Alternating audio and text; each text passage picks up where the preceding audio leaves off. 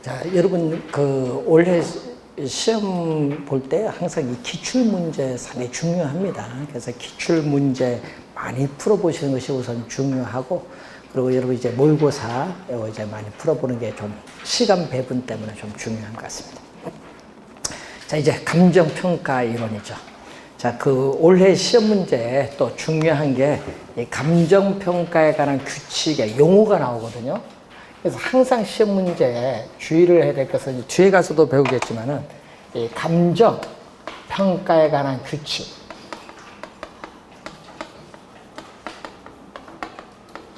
자, 이 감정평가에 관한 규칙, 그걸 감칙이라고 하는데, 여기서 우리 용어 설명이 많이 나와요. 자, 이 용어 설명에 대한 용어가 몇 조에 나오죠? 제2조에 나오잖아요. 감정평가에 관한 규칙 제2조에 보면은 용어가 나오거든요. 용어.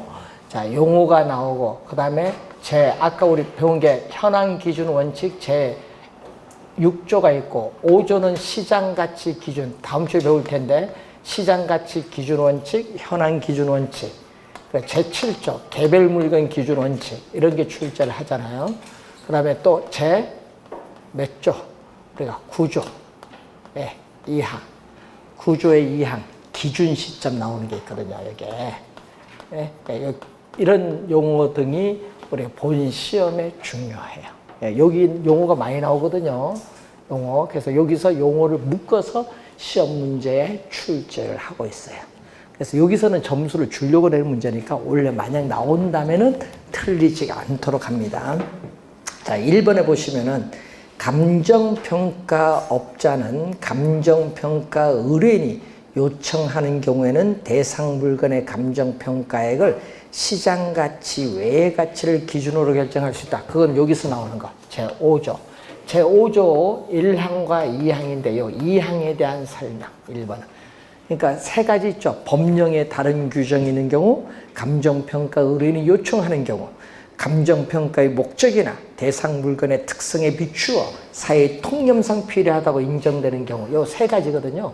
이 세 가지 중 어느 하나에 해당하는 경우에는 시장가치 외의 가치를 기준으로 결정할 수 있다. 요거 출제하는 거예요.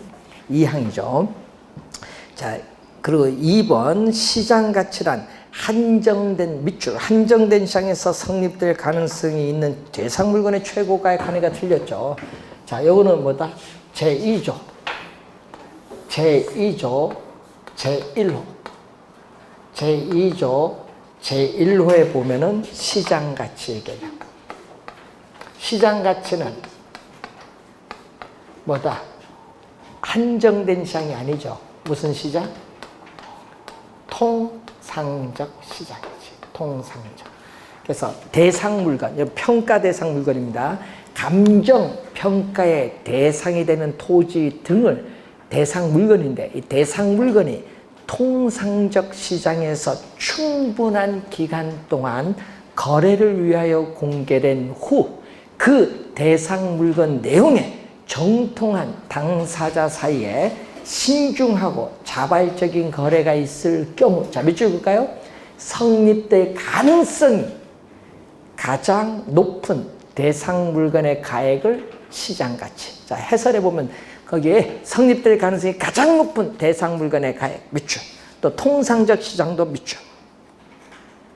요거 시험에 벌써 2번 출제했어요. 요 시장가치 개념 잘 알아두시고, 2번 정답이고, 3번 감정평가는 기준 시점에서의 대상 물건의 이용상황 및 공법상 제한을 받는 상태를 기준으로 한다. 여러분 그건 뭐다?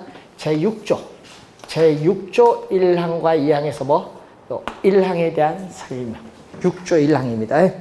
자, 그리고 네 번째, 둘 이상의 대상 물건이 일체로 거래되거나 대상 물건 상호 간에 용도상 불가분의 관계가 있는 경우는 일괄하여 감정평가할 수 있다. 요거는 몇 조? 이건 제7조. 제7조에 뭐에 대한 설명? 2항. 2항의 일괄평가. 그러니까 법 조문을 출제하고 있죠. 일괄평가에 대한 설명이 지금 나오고 있어요.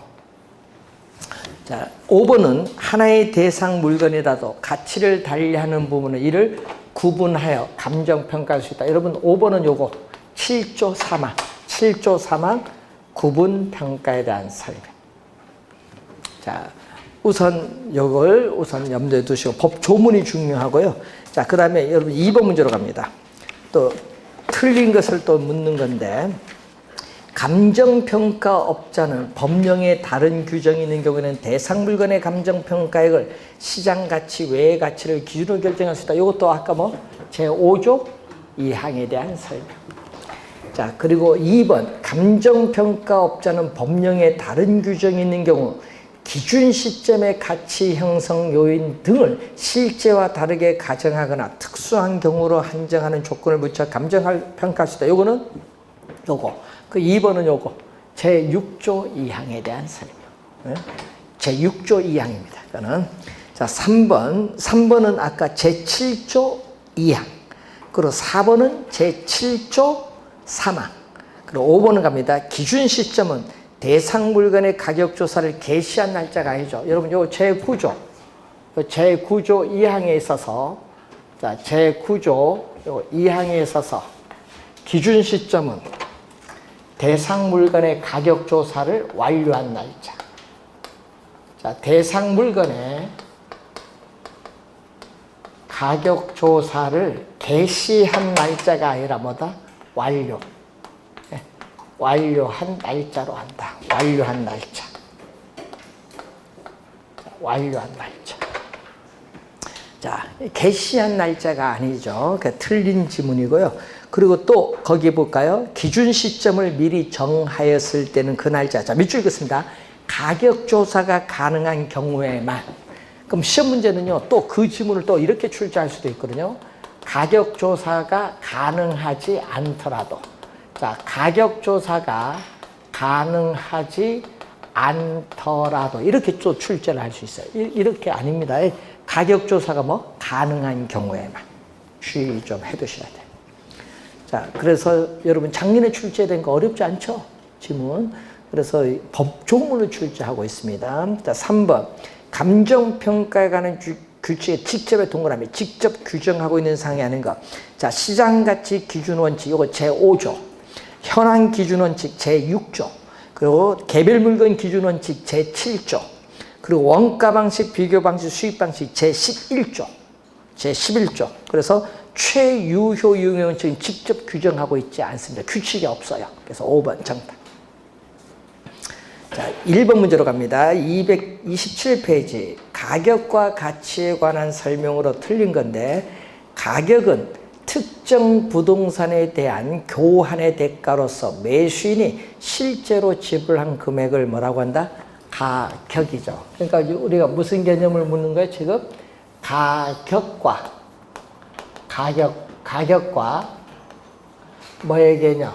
가치의 개념에 묻는 거죠. 개념상 차이가 있어요. 자, 지금 가격의 개념을 우리가 확인을 하는 내용입니다. 가치는 부동산 소유에서 비롯된 장래 또는 미래의 뭐를 편의 또는 이익을 뭘로? 예? 그래서 여러분 장래의 편익, 이익을 뭘로 한 거? 현재의 가치로 환원한 값. 누구의 개념?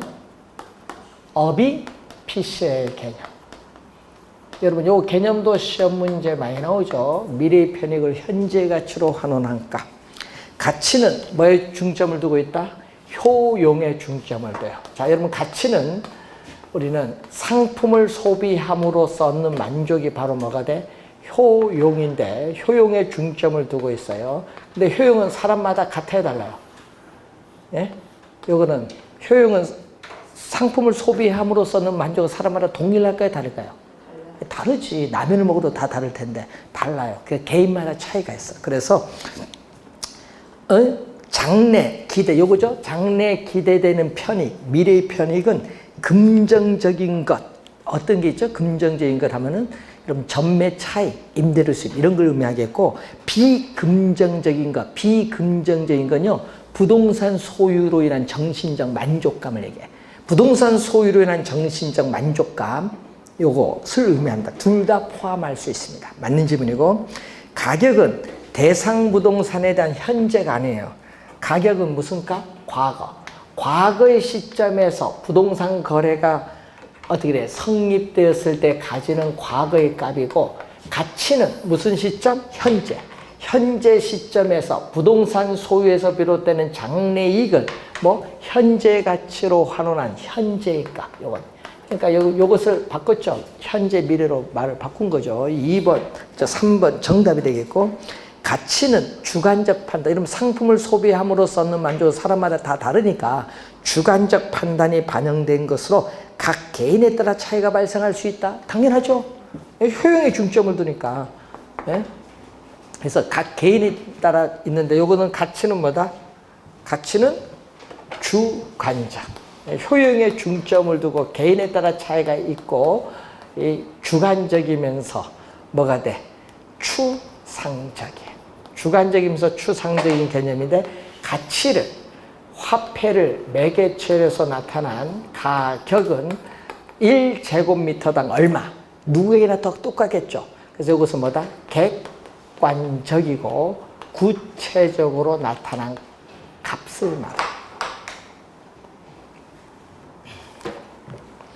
자, 5번 주어진 시점에서, 주어진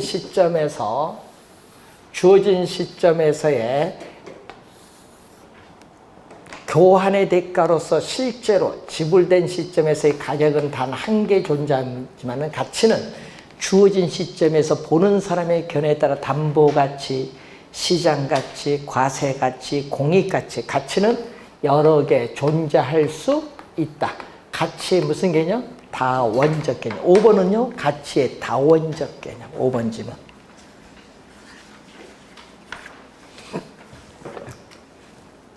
자, 2번 문제로 갑니다. 부동산 가치에 관한 설명으로 틀린 건, 사용가치는 대상 부동산이 시장에서 매도되었을 때 형성될 수 있는 교환가치와 유사하다. 유사하다 밑줄.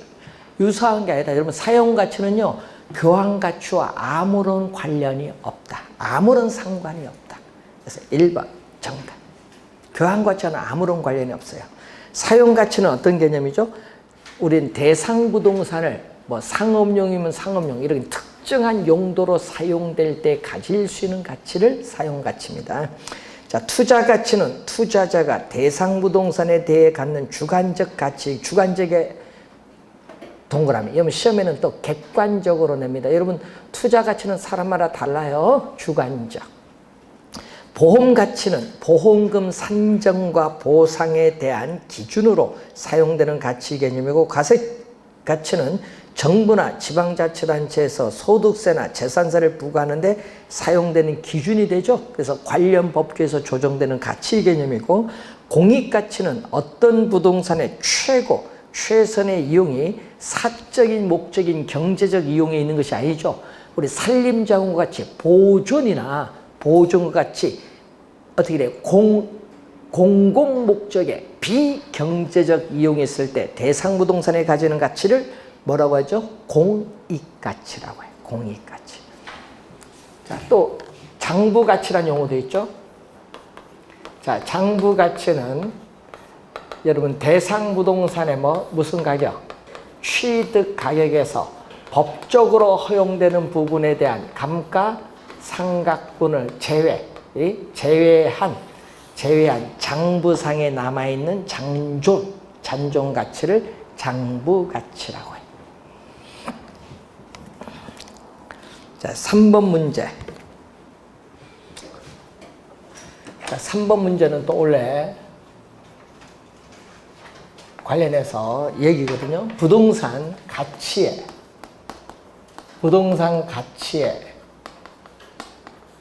형성 요인은, 가치의 형성 요인은 가치의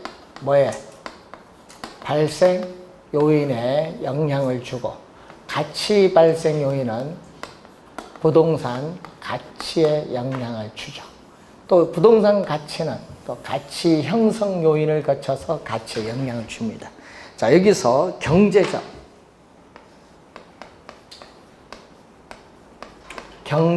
측면, 또 우리 법적. 자, 요거 우선 구별부터 합시다. 경제적, 법적으로 구분을 하는데 경제적 측면에서 바라보는 요인은 뭐에서? 시장에서 수요와 공급의 상호작용을 통해서 가치에 영향을 미친대. 그럼 수요층 면에서 뭐가 있어요? 유용성. 인간의 필요와 욕구. 여러분, 인간의 필요와 욕구를 만족시켜 줄 수 있는 재화의 능력을 말합니다. 여기에는 뭐가 있어요? 주거용 부동산의 유용성은 쾌적성, 상업용 부동산은 수익성, 공업용 부동산은 뭐다? 예? 생산성을 중심으로 판단을 해요. 용도에 따라. 그리고 또 유효 수요가 있어요. 자, 이것은 우리 경제이론에서 배웠죠. 부동산을 구매할 살 의사도 있지만은 부동산을 구입을 할 수 있는 뭐도 가지고 있어야 된다? 지불 능력도 있어야 된다. 여러분, 지불 능력도 갖추어야 무슨 수요? 유효 수요다. 자, 공급은 상대적 희소성. 자, 희소성은 뭐에서? 우리는 토지의 특성인 뭐에서? 자연적 특성인 부증성에서 나타나죠. 네? 그렇지만은 이 상대적이 붙었죠. 상대적이 붙었다는 것은 뭐에서? 용도의 다양성. 용도의 다양성에서 토지 이용에서 용도의 전환을 통해서 어떻게 돼요? 우리는 공급은 가능하지만은 수요에 비해서 양적 질적으로 부족한 상태죠. 여러분, 상대적 희소성을 말하죠. 우리는 절대적 희소성이 아니다라는 거. 용도의 전환을 통해서 공급이 가능하니까 절대적 희소성 하면 안 돼. 상대적 희소성. 자, 법적 측면에서 요인. 자, 법적 측면에서 요인으로서 뭐가 있어요? 이전성. 토지는 위치가 고정되어 있기 때문에 물리적으로 이동이 불가능하죠. 뭐가 이전하는 거죠? 권리가 이전한다. 여기서 여러분이 시험 문제 출제 가능성이 좀 있어요. 좀 주의를 좀 해두시면서 3번 틀린 것.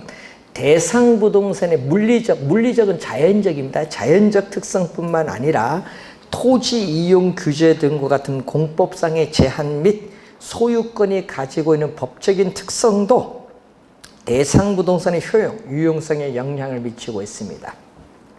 유효수요란 대상 부동산을 구매하고자 하는 욕구로서 지불 능력을 필요로 하는 것은 아니다니까 틀렸죠. 지불 능력은 뭐 해야 돼? 있어야 되겠죠. 그래서 2번 정답이고, 상대적 희소성이란 수요에 비해서 뭐다? 공급이 양적 질적으로 부족한 상태를 말합니다. 효용은 부동산의 용도에 따라 주어지는 쾌적성, 상업지는 수익성, 공업지는 생산성으로 표현할 수 있죠. 자, 부동산의 가치는 가치 발생 요인들의 상호 결합. 여러분, 이 가치 발생 요거 서로 결합을 해야 돼. 하나만 작용하면 안 돼요. 상호 결합에서 가치에 영향을 줘요. 상호 결합에 미추. 하나만 작용해서 발생하는 것은 아니라는 거. 자, 4번. 자, 가격의 여러 가지 원칙인데, 여러분, 이 과정에서 뭐가 나온다? 이 과정에서 부동산 가격의 여러 가지 원칙이 성립을 하죠. 또 여러분이 가치 발생 요인도 중요하지만 여기도 중요하죠. 여기서 여러분 26회, 28회 시험에 출제했잖아요. 26회는 이론, 28회는 사례로서. 그럼 여기 아니면 여기 둘 중에 하나에서 원래 출제 가능성이 좀 높다. 예? 여기서. 자, 그러면은 4번 문제 틀린 건데, 부동산 가격의 원칙은 부동산 가격이 어떻게 형성되고 유지되는지 그 법칙성을 찾아내어서 평가 활동의 중요한 지침으로 삼으려는 행동 기준을 얘기하는데, 그래서 여러분 이 가격의 원칙 13가지 원칙인데 이게 직간접적으로 관련을 맺어서 가치에 영향을 주고 있어요. 자, 1번 개념을 맞고, 2번 대체의 원칙은 대체성이 있는 2개 이상의 재화가 존재할 때 그 재화의 가격은 서로 관련되어 이루어진다는 원칙인데, 유용성이 동일할 때는 가격이 가장 싼 것을 선택하고, 반대로 가격이 동일할 때는 유용성이 가장 큰 것을 선택을 하는 게 무슨 원칙? 대체원칙.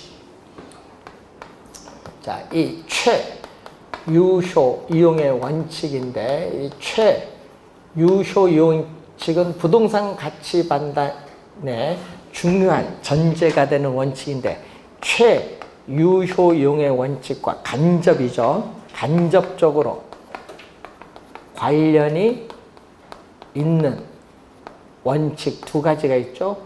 수요, 공급의 원칙과 무슨 원칙? 대체 원칙. 이 대체 원칙은 시험에 많이 나오는데 아까 그 2번 지문인데 또 여러분 원가 방식, 수익 방식, 비교 방식, 평가의 3방식의 성립 근거가 되는 가장 기초가 되는 원칙도 무슨 원칙? 대체 원칙. 자, 3번 균형의 원칙은 내부적 관계의 원칙인 적합의 원칙과는 대조적 내부의 동그라미. 그럼 적합은 자, 적합은 내부가 아니라 외부.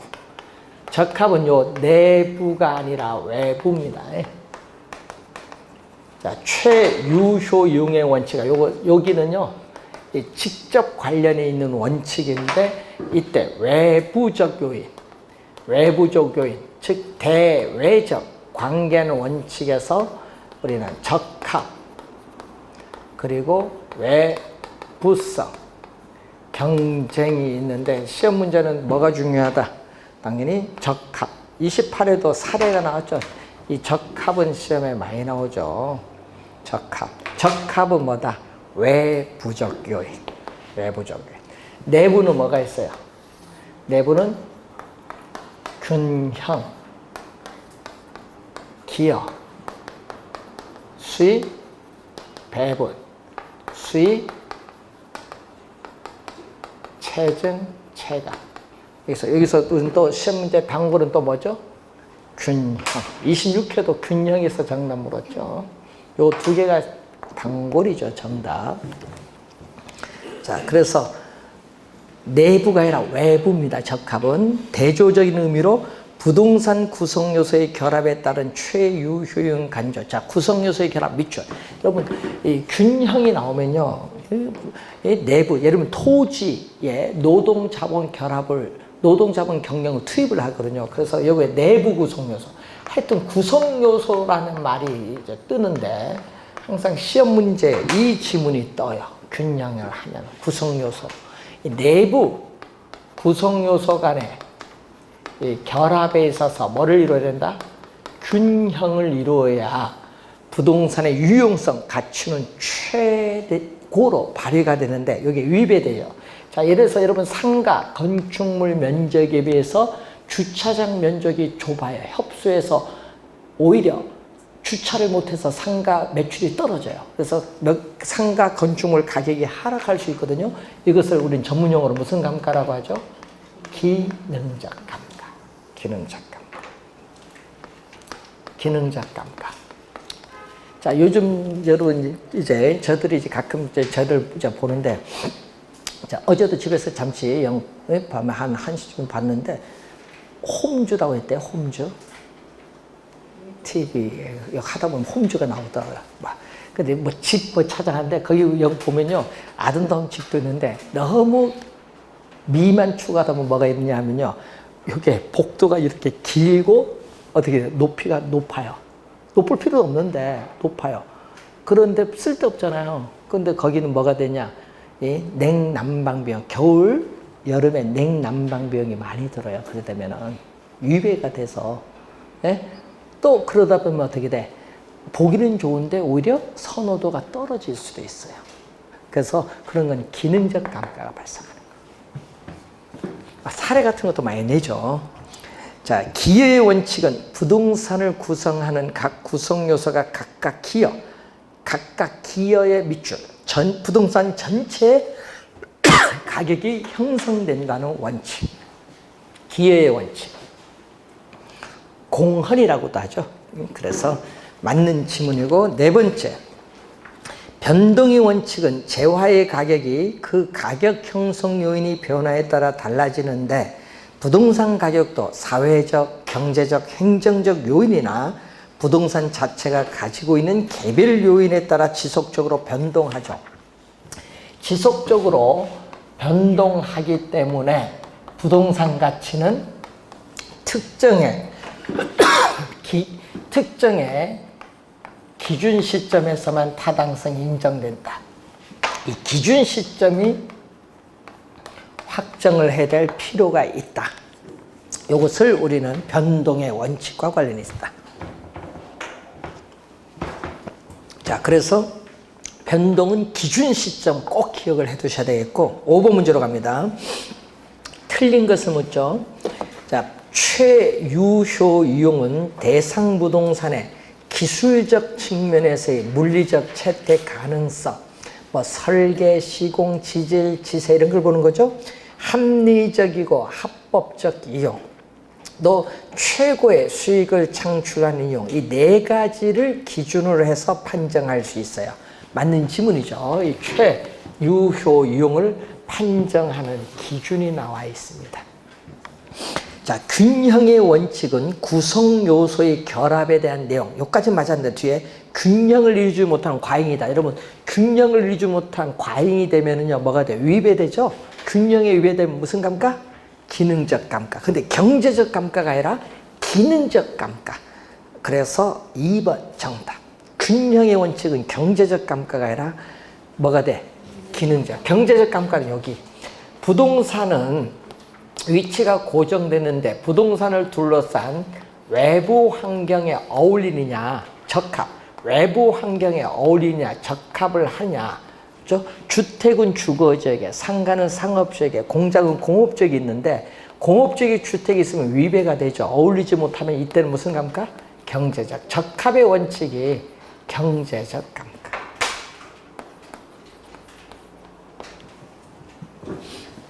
2번이 틀렸고 3번 적합의 원칙은 부동산이 위치한 입주와 그 부동산을 둘러싼 인근 환경의 영향을 고려하죠. 외부 환경과 어울리는가 보는 거죠. 맞는 질문. 대체 원칙은 부동산 가격이 대체 관계에 있는 유사 부동산으로부터 영향을 받는다는 점에서 거래 사례 비교법의 토대가 될 수 있다. 여러분, 우리가 대체 가능한 사례를 수집을 해야겠죠. 맞는 질문. 예측 변동의 원칙은 부동산의 현재보다는 장래의 활용 및 변화의 가능성을 고려한다는 점에서 수익환원법의 토대가 될 수 있다. 자, 최유효 이용의 토대가 되는 원칙 두 가지가 있습니다. 자, 6번 문제로 갑니다. 자, 부동산 가격 원칙을 나타내는데 사례가 나옵니다. 복도의 청정 높이를 과대 개량, 너무 높게 했다. 과대 개량한 전원주택이 냉난방 비용 문제로 시장에서 선호도가 떨어져서 뭐가 발생한다? 기능적 감가가 발생하고 있죠. 요거 균형의 원칙. 자, 판매 시설 입점 부지 선택을 위해서 후보 지역 분석을 통해 표준적 사용을 확인한다. 여러분, 표준적 사용에 위배되면 가치가 떨어지거든요.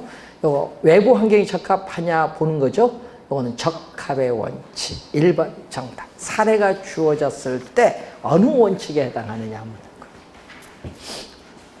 자, 1번 문제로 갑니다. 감정평가 과정상 지역 분석과 개별 분석에 관한 설명으로 틀린 것을 묻는 거죠.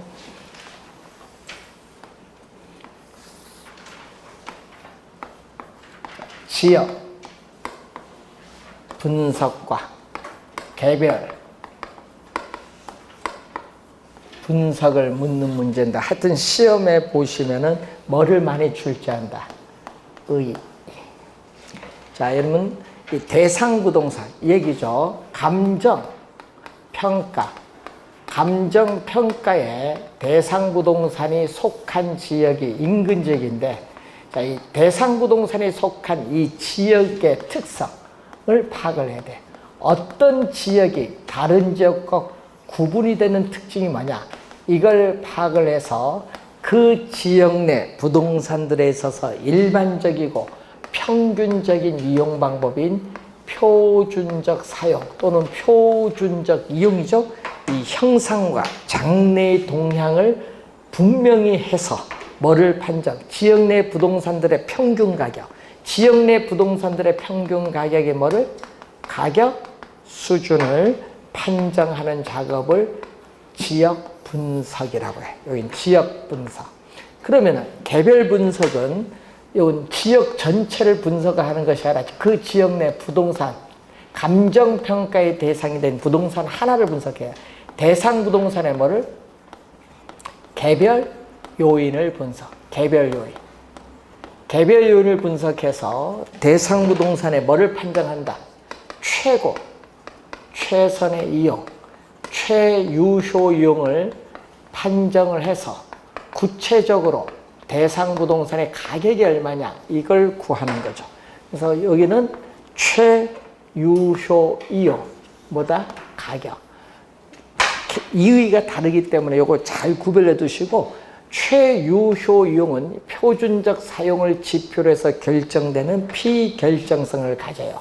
그래서 이 지역의 특성에 제약하에 개별 요인에 대한 분석이 이루어지기 때문에 지역 분석이 먼저, 선행 먼저 분석하고 개별 분석은 뭐다? 나중에 분석. 요 지문도 시험 문제에 어떻게 돼요? 정답 한 2번 정도 물었죠. 정답만. 그래서 여러분이 절차상 선후 관계가 어떤가 보는 거죠.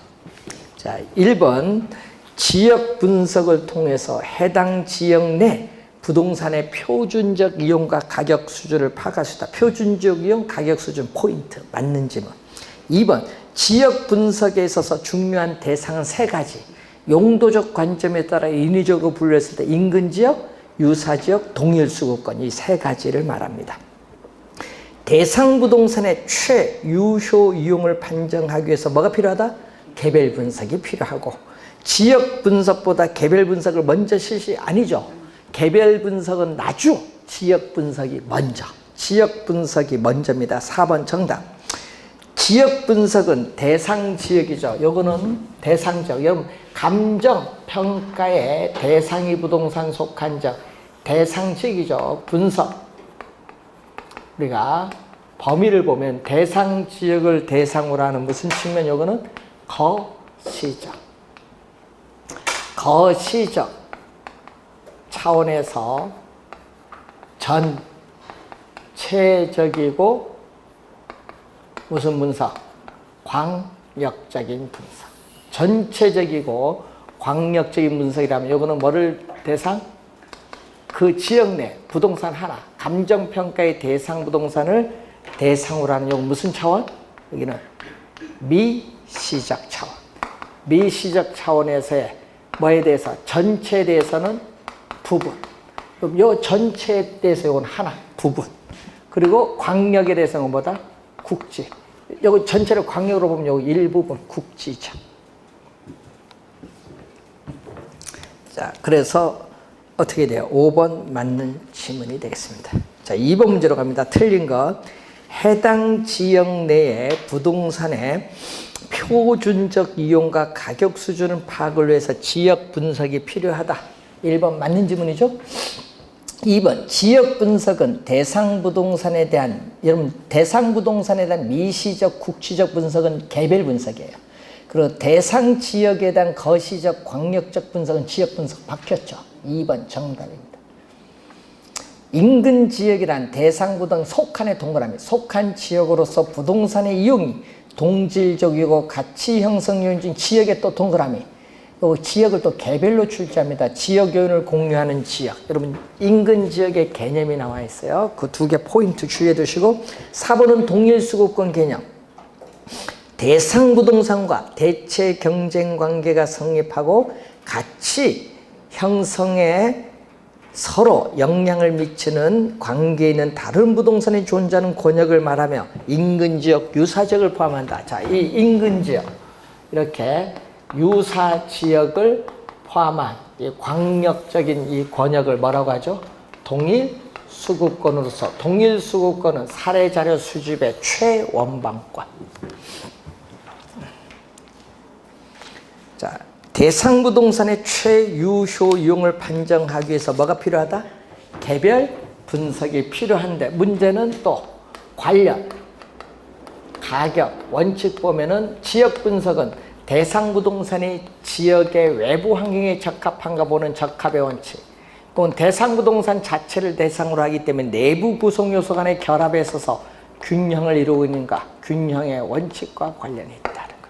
자, 요거 비교인데 이 정도 여러분이 알면 되는데 좀 27회와 30회는 요거 관련해서 출제를 했는데 요거 올해 출제는 여기보다는 어디가 중요하다. 올해는 요 가격의 원칙 아니면 요 둘 중에 하나가 올해는 중요하다. 올해 시험은 작년에 지역 분석, 개별 분석 됐기 때문에 올해는 요 둘 중에 하나가 중요하다. 확인해 두시고요. 그럼 여러분 지금 뭐 감정평가에 관한 규칙 용어 있죠. 요 관련된 용어에서 지문 구성해서 출제를 합니다. 올해. 그리고 또 여기서 둘 중에 하나가 원래 출제 예상이 되고 있다는 걸 염두에 두시면서 잠시 쉬고 234페이지 보도록 하겠습니다.